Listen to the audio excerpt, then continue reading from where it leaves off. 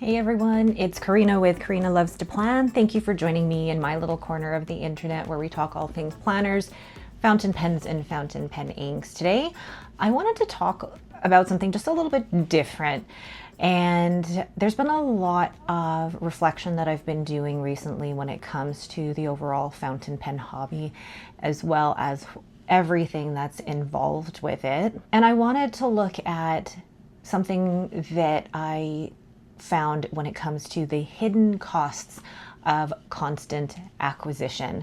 And I know that sounds really scientific and professional, and it's not meant to sound that way, but when I wanted to look at a specific topic, this one really hit home because part of the fountain pen hobby is not just about the buying of the pen or buying of the ink. There's so much more involved when it comes to the final decision of buying something.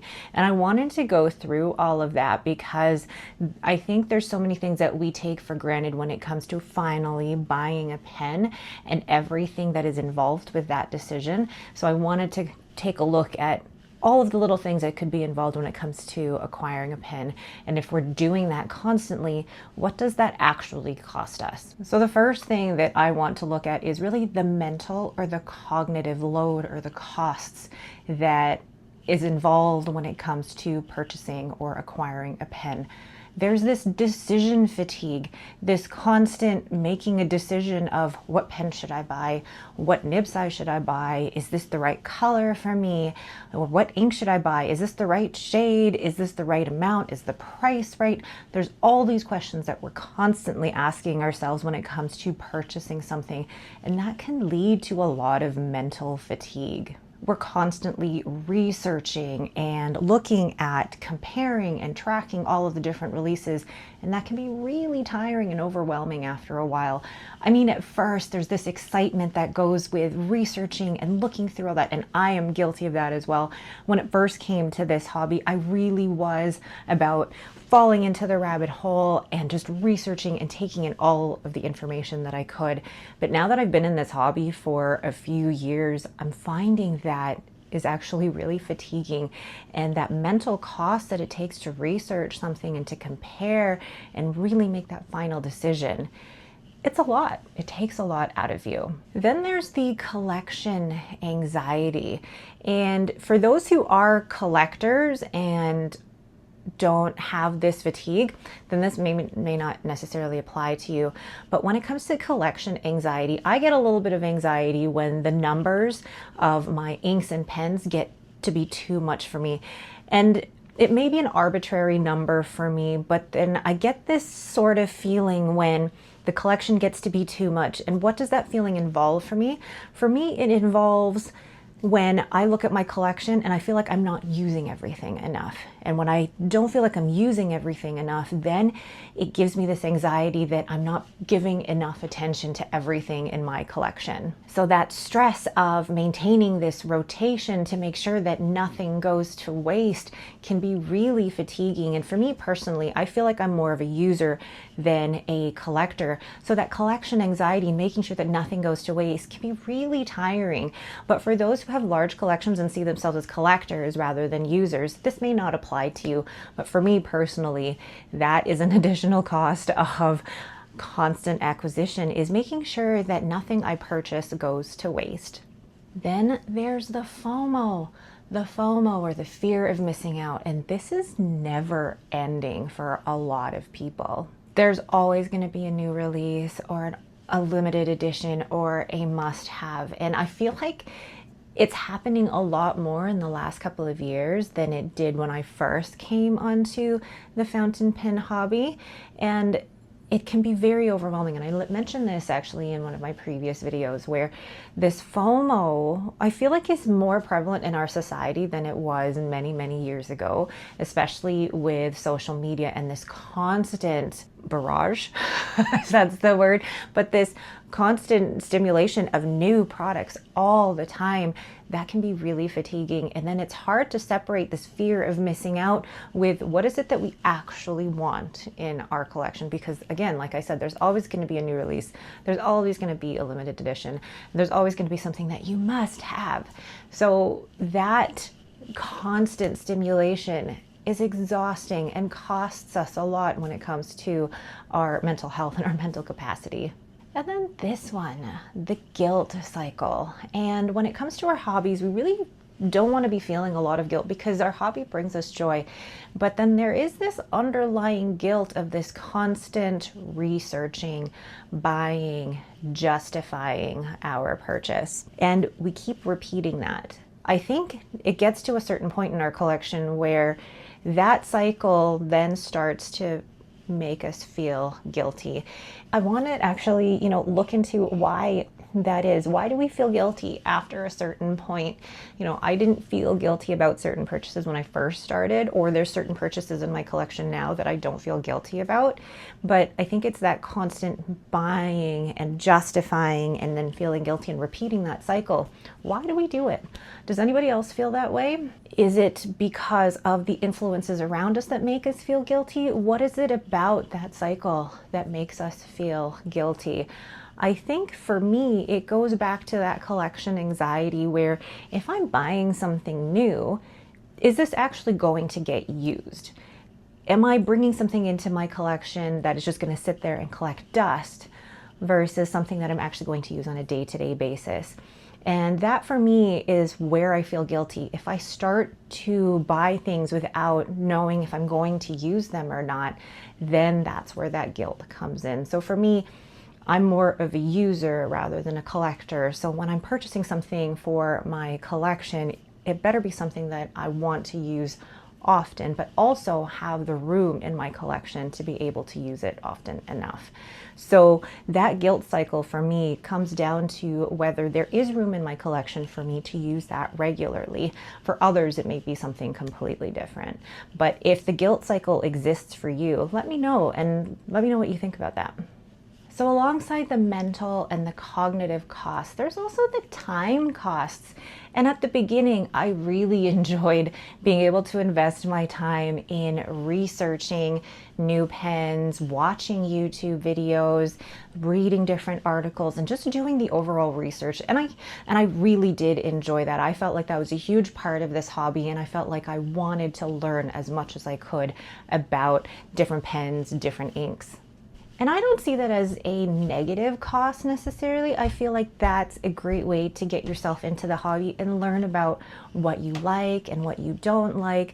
So that time cost, I think, is definitely worth it.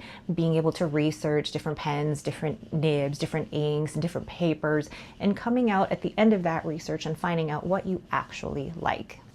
But then there's the cost of the time that you spend managing your collection. Although, I don't see it as a cost. I actually like doing that. I like being able to look through my spreadsheets and seeing what I have and seeing what I've sold or seeing what I've used. So for me, managing my collection, I feel like is part of making sure that I'm using everything correctly. So the time managing your collection for me, I don't see as a negative thing, but there is a cost because you are using your time to make sure that your collection is managed properly, meaning like you're keeping track of what you've purchased, you're keeping track of what you're using, and you're keeping track of what you've acquired and what you've let go. And for me, that is an important part of maintaining my collection, but making sure that I am using things. Now, this is one that I think some people will relate to, cleaning and maintaining the pens that you don't actually use. So for example, if you fill up a pen and then realize you don't want to use it, and then you're spending time cleaning and maintaining it, I don't know. I don't see that as really a negative thing. I think it's, again, part and parcel of this hobby. I'm probably one of the select few that don't mind cleaning my pens. When I take my currently inked at the end of the month and clean them, I put a YouTube video on in the background and just take my time as I do it. And it can be a little finicky, and yes, it can be a little bit messy, but by the end of it, I have 10 to 12 pens that are cleaned, which means that I can ink up 10 to 12 new pens. So for me, the time to clean is actually a great transition point for me because it means that I've used those pens and I can move on to other pens that I can use in my collection. But then the last one is the opportunity cost, or the time opportunity. How much time do you actually spend not writing with your pens? When I think about how much I write on a day-to-day basis, I'm writing work notes, I'm writing in my journals, and doing my doodling. That doesn't take up a huge time chunk of my day, but then I think about how much time the rest of my collection is sitting there on a month-to-month basis and I'm not writing with them. One of the things that I actually did, I think it was this time last year, and I haven't done it since then, was that I actually did a graph where I was going to fill in which pen I used on which day so I could keep track of how often I was using my currently inked pens each day. And I don't know why I didn't continue it. I think it's because I did 15 inks, 30 days quite often, so I was able to use a pen and ink combination 2 days in a row. Great. But now I think if I'm sticking to just 12 pens a month, I do want to make sure that I'm using everything equally and not having those inked pens just sitting there and not getting used.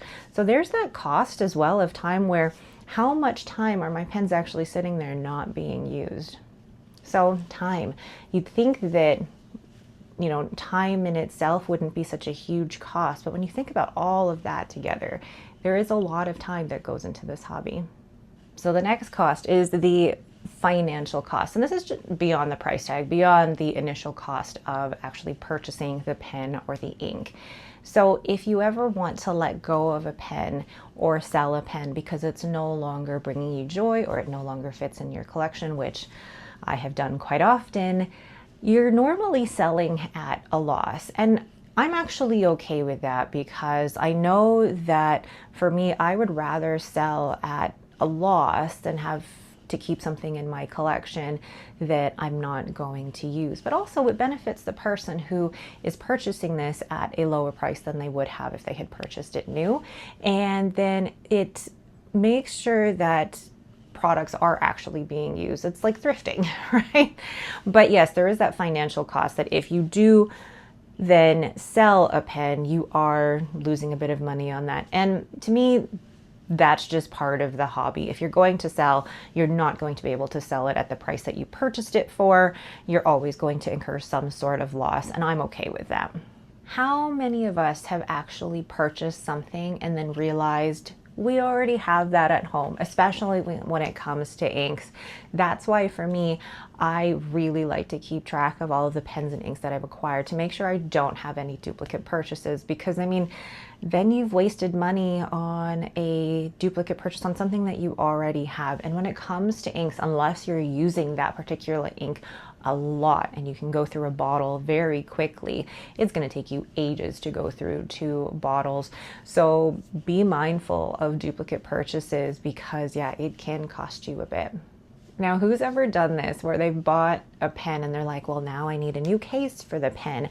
I need a new storage system. I need a new rickshaw bag for my pen. I need a new ink to go with this pen. And you automatically start adding other costs to this new purchase because you want to add new accessories to this pen. Who else has done that? I think I was guilty of that when I first started in this hobby because I thought, well, where am I going to keep my pens? I need inks to go with my pens.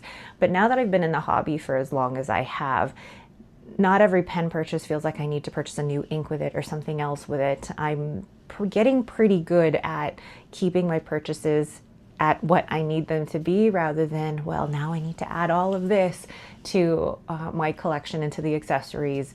So think of that. Do you feel like you have to purchase new accessories when you've purchased a new pen? Let me know down below. And then there's something called this sunk cost fallacy, which keeps you investing in brands so that you keep buying from them. It's almost like brand loyalty as well. Do you find yourself investing in the same brands over and over again? And I don't think that's necessarily a bad thing. If you have found a pen and a brand that you love, then purchasing from them over and over again, I don't think it's a bad thing. But you also have to think of the cost of that as well, where you're sticking with one brand, and if you're happy with that, great. But then if you're in the stage of your fountain pen collection where you're still wanting to explore, those funds that you could have used to try out a new pen were put back into a brand that you may already have 5 or 6 of the same pen in. So think about it almost feels like I'm talking about diversifying your portfolio. But think of it that way, where, you know, you've spent money on a specific brand. It's not allowing you to be able to purchase from other brands and explore other pens. So think of it that way. So those are the financial costs that go beyond just the price tag of the pen. And then here's something really important as well that I never thought about when it comes to this hobby. Do you find that there's also an emotional cost when it comes to the constant acquisition of pens? So when you're researching a pen and you've put it in your cart, there's all this excitement. And then when you've pressed checkout and you've paid for it, there's this excitement then that's coming when you're waiting for the pen to arrive, and then you suddenly write with it. And then that whole cycle of acquisition, you come out the other end. Where has the excitement gone? So then now you're looking for your next dopamine hit for your next purchase. And it's this constant cycle of dopamine hit and then low, and then dopamine hit and then low, and that excitement and then low. There is an emotional cost to being able to purchase these pens. And I remember, maybe it was a couple of years ago, being really stuck in that dopamine cycle where I felt like I had to purchase, not had to purchase, but I allowed myself to purchase one pen a month, and that helped to space it out a little bit. I don't think I really stuck to that rule, but being able to space out that feeling maybe helped me with my acquisitions a little bit. But I also realized that there's a difference between acquiring, purchasing online versus being able to purchase at a pen show. That whole feeling of excitement and dopamine hit, that cycle is much more condensed at a pen show, because you're making these decisions really lightning quick, and you don't have that extended time period that you're waiting for the pen to be delivered. You get it right then and there. Whereas when you're ordering a pen, that cycle and that waiting time is a lot more extended. So I don't know, that emotional cost of that excitement of purchasing, and then once you receive it, then what? And I think I've felt that a few times where I've received a pen, done my unboxing, and then done my writing sample, and then I thought, well, now what? It's almost like coming back from vacation. You've felt all of this excitement. You've been looking forward to this vacation. You're now traveling and having the best time. Then you come home and then you think, okay, now what? So then you have to plan your next vacation or your next travel adventure. And I feel like pen purchases are the same way. So has anybody else been guilty of the comparison trap, where you're comparing your collection to other people's collections, and then there's that fear of missing out, or that FOMO that comes back into it? So there's that emotional cost as well when you compare your collection to others, and there's so many feelings that go into that. And we're human, we're allowed to feel. And actually what I've learned through therapy is that the goal is not the absence of feeling, but being able to process what we're feeling. And I think I've learned over the years where when I look at other people's collections and then I start to compare, I have to think, why am I comparing myself? If I'm going to compare my collection, I also have to compare every single thing about our lives in order to make a fair comparison of our collections. Do we have the same taste? Do we have the same budget? Are we in the same place in our lives? There's so many things that you have to compare if you want to play that comparison game. Because what do they say? Comparison, oh gosh, now I don't remember the quote. If you remember the quote, leave them down below. But comparison is the thief of joy. Enjoy what you have. Don't worry too much about what other people have. And again, don't judge what other people's collections look like. That comparison can lead to judgment of other people, of yourself, and that's not a helpful feeling or a happy feeling to have.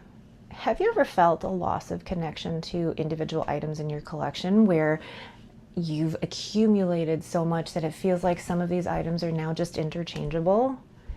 And I never want to feel that way about the pens in my collection. I want the pens in my collection, every single one of them, to feel special. And if they start to lose that joy, if they start to lose that special feeling, that's when I let go of them. Because the pens that I have in my collection, I want them to be special. I don't want them to just be interchangeable. Have you ever felt that way? And then last but not least, when it comes to the emotional cost, is that treadmill that we're on where we always need something new to feel satisfied. And I think I've gotten to that place in my collection where I no longer feel that way. And how I've tried to overcome that is to shop my collection, or to make it so that everything in my collection is special and I treat it like it's something new, like I haven't seen it in a few months. So let's go ahead and use that pen and ink combination.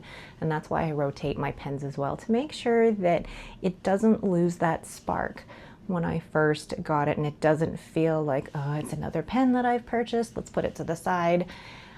I want my pens to feel as special as they did when I first got them. So making sure that anything that I do purchase really has a lot of thought behind it, because I don't want this constant feeling of I need something new in order to feel satisfied with my collection.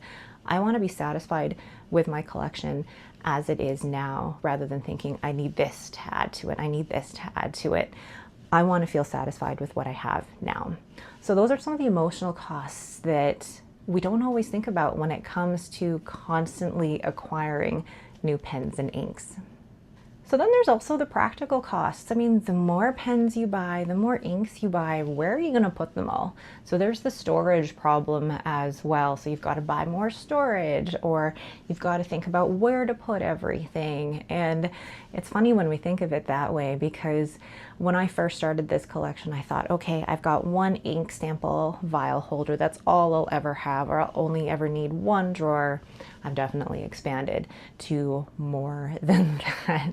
And then in terms of the number of shelves I need, or drawers I need for my collection, I've definitely expanded from the 20 pen case that I originally had to now I have like 6 drawers, but not every drawer is full. But anyway, there's that practical cost of storage solutions. For the more that you acquire, the more storage you'll need for your pens and inks. And then there's also the possibility that inks could dry out or go bad if you don't use them. And I mean, if you're storing them in a cool, dry place, you should be fine. But you have seen those horror stories on Reddit where people have found mold in their ink, or due to the evaporation or their really dry weather, they've dried up. So being able to use up what you have to make sure that those things don't happen is also another practical cost of this hobby. And how many of us have pens that have not been inked because we haven't been able to get them into our rotation? For me, that's a huge, I want to say, fear of mine, because I don't want any of my pens to not be part of the rotation. It's almost like I don't want any pens to feel left out of being used. I want to make sure that every pen does get its even rotation, because then for me, what was the purpose of me buying that pen if I'm not going to use it? And then lastly, this analysis paralysis of, if you have too many pens and too many inks, how are you going to choose what you're going to ink up and write with?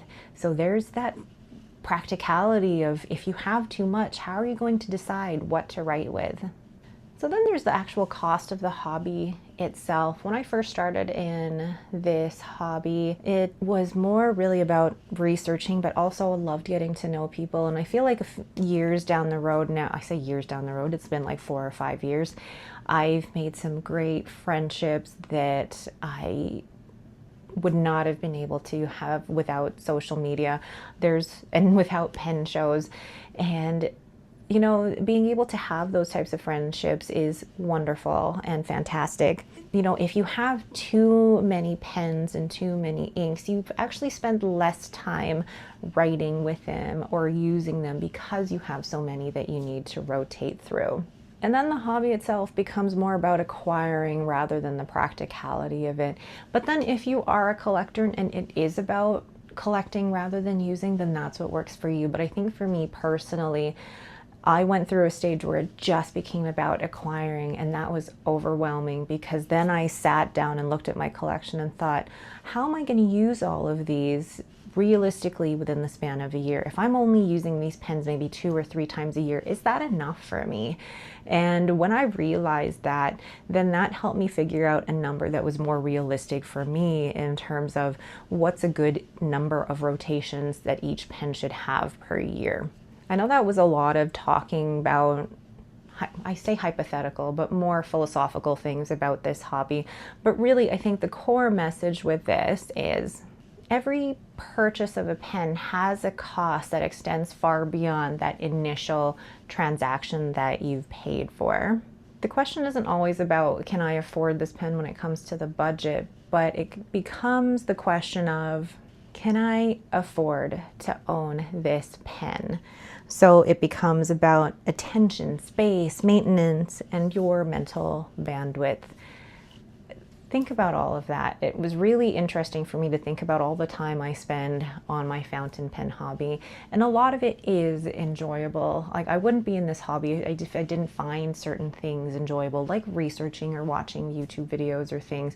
But over time, if you constantly inundate yourself with all of that information, it can come at a bit of a cost. So let me know your thoughts on everything that I've mentioned here below. Do you relate to any of these, or do you feel like I'm overthinking it? I'm sure there's probably some people who are like, what the heck was the point of this video? You're overthinking this. But really, I wanted to step back and reflect on the fountain pen hobby. I've been doing that a lot actually this year, reflecting on the fountain pen hobby itself. And in the process of doing that, also trying to lessen my purchases in the fountain pen hobby. So let me know your thoughts below. All right, but that is it. Thank you all so much for watching. Don't forget to hit that like button and to subscribe. Thanks again, and have yourselves a great day.